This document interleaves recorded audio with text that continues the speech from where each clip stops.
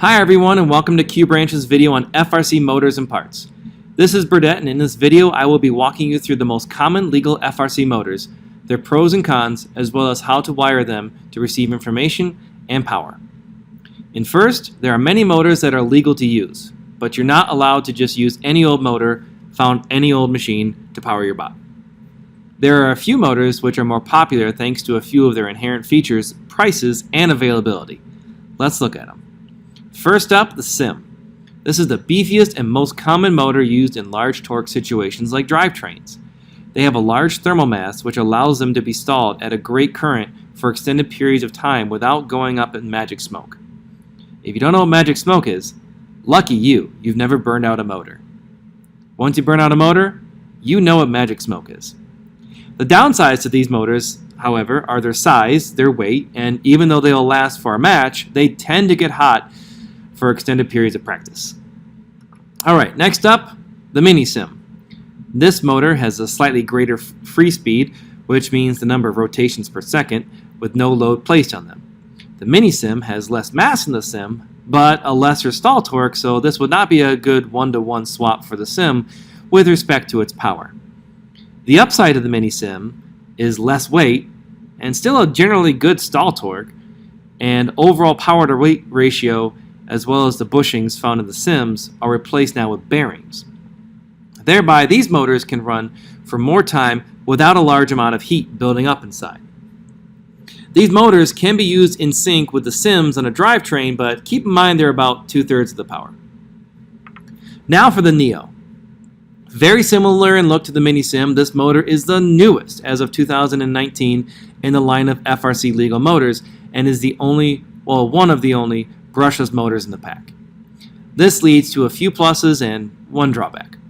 The Neo is very light, very small profile, and just as powerful when you swap it out with a mini CIM.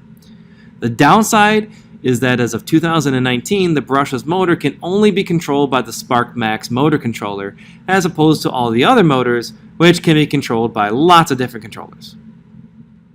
Now let's go to the small motors.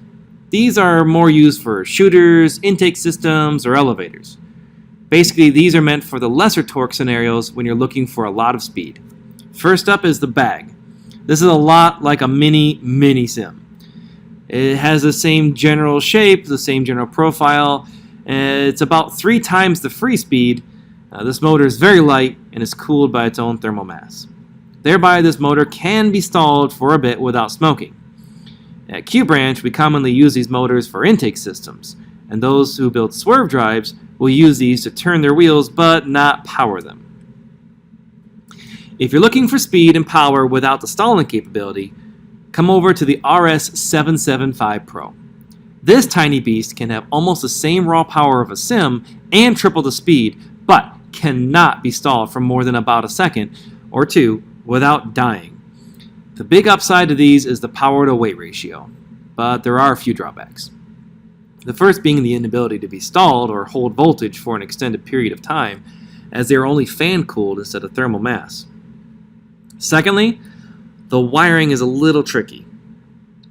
These are 3/16 tabs on the end instead of 1/4 inch, and are not labeled for positive or negative, and are pretty fragile, so they're going to snap off if you bend them a few times.